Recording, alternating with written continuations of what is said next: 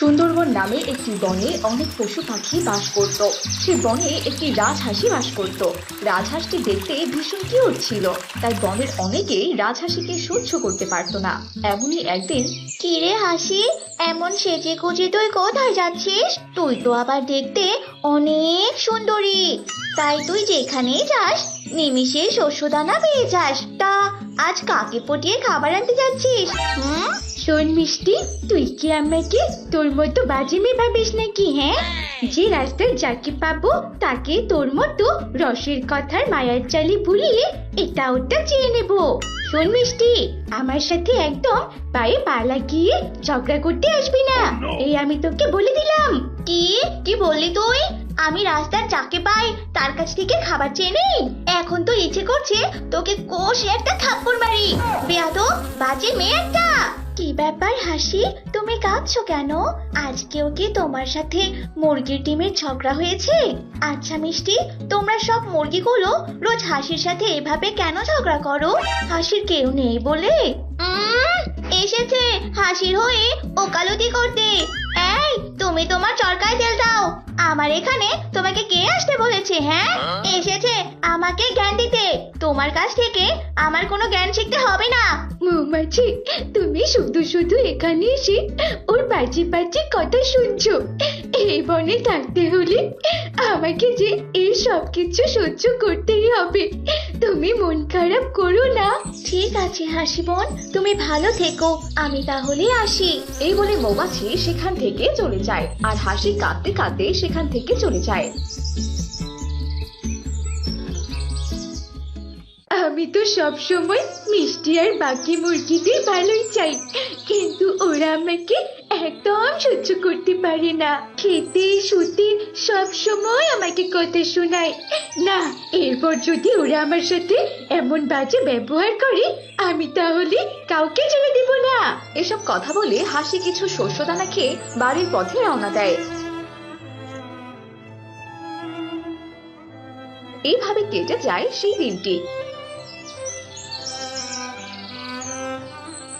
পরের দিন হাসি যখন আবারও খাবারের জন্য বনের গভীরে যাচ্ছিল, তখন মিষ্টি হাসিকে বলে, ওই দেখ দেখ, যাচ্ছে খাবার ভিক্ষা করতে।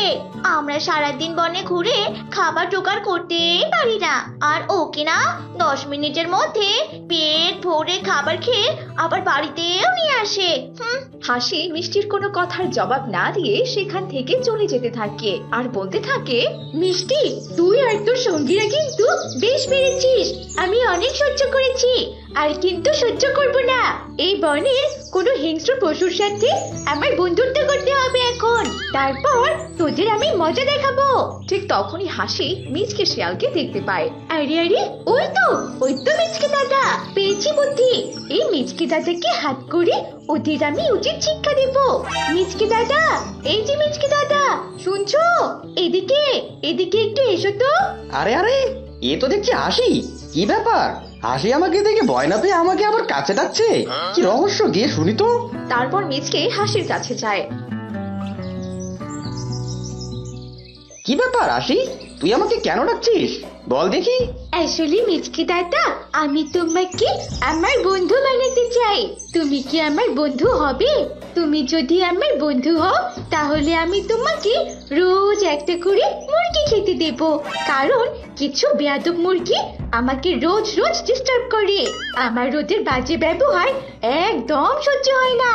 হাসির এমন কথা শুনে মিচকের মনে ভীষণ লোভ হয়, আর মিচকে মনে মনে বলে, আরে বাহ, এটা তো আমার জন্য খুবই খুশির সংবাদ। রোজ মুরগি খেতে পারবো। আচ্ছা ঠিক আছে, তুই আমাকে ওই মুরগিদের বাড়ি দেখিয়ে দে, আমাকে নিয়ে চল। এরপর হাসি মিচকে শিয়ালকে মুরগিদের বাড়ির কাছে নিয়ে যায় আর ইশারা দিয়ে তাদের ঘরে ঢোকার রাস্তা দেখিয়ে দেয়। ঠিক আছে, আমি এক্ষুনি ওদের ঘরে ঢুকে যাচ্ছি, তুই এখানেই দাঁড়িয়ে থাক। তারপর মিচকে শিয়াল মুরগিদের ঘরে প্রবেশ করে। মিচকে শিয়ালকে মুরগিগুলো দেখে ভয়ে ভয়ে বলে, আরে মিষ্টি বোন, এই শিয়াল আমাদের ঘরে কি করে প্রবেশ করলো? মিষ্টি বোন, এই শিয়াল তো আমাদের সবাইকে খেয়ে ফেলবে। এই শিয়াল, খবরদার বলছি, আমাদের কাছে আসবি না। তাছাড়া তুই তুই আমাদের ঠিকানা কোথায় পেলি? হ্যাঁ, আমাদের ঠিকানা তো এ বনের কোনো হিংস্র পশু জানে না। তাহলে তাহলে তুই কি করে জানলি বলতো? আরে হাসি তো একদম ঠিক কথাই বলেছে। এই মুরগিগুলো তো বেশ ঝগড়াটে, কেমন করে আমার সাথে ঝগড়া করছে, মৃত্যুর ভয় একটুও করছে না। আরে আমাকে তো তোদের খাওয়ার জন্য হাসি পাঠিয়েছে, তোরা নাকি হাসির সাথে রোজ বাজে ব্যবহার করিস। যাই হোক, এখন এখান থেকে একটা মুরগি নিয়ে যাই, কাল আবার আরেকজনকে নিয়ে যাব। এসব বলে মিচকে শিয়াল একটি মুরগি নিয়ে সেখান থেকে চলে যায়। এভাবে মিচকে শিয়াল রোজ রোজ একটা করে মুরগি খেতে থাকে। এক পর্যায়ে মিচকে শিয়াল সব মুরগিগুলোকে খেয়ে ফেলে। হাসি, সব মুরগি তো খাওয়া শেষ। এতদিন মুরগি খেতে খেতে আমার এক ধরনের নেশা হয়ে গেছে। এখন তো আর মুরগি ছাড়া আমার অন্য কিছু খেতে ইচ্ছে করে না, তাই ভাবছি এখন আমি তোকেই খাবো। ওরে ওরে হারামজাদা, শেষমেশ কি না তুই আমাকেই তো শিকার বানাতে চাস? তুই কি আমাকে বোকা পেয়েছিস নাকি? আমাকে খাওয়া এত সোজা না। আরে আরে মিচকে দাদা, আমার আরো কিছু সূত্র আছে, আমি ওদের ভুলিয়ে ভালিয়ে এখানে নিয়ে আসছি। কেমন? ততক্ষণ তুমি আমার জন্য এখানেই অপেক্ষা করো। তাই নাকি? আচ্ছা ঠিক আছে, বেশি দেরি করিস না কিন্তু, আমার আবার খিদে সহ্য করার দারুণ শক্তি খুবই কম। আচ্ছা আচ্ছা ঠিক আছে মিচকে দাদা, আমি তাহলে আসি। এই বলে হাসি বনের গভীরে চলে যায়, আর কখনোই সে ওই বনে ফিরে আসে না।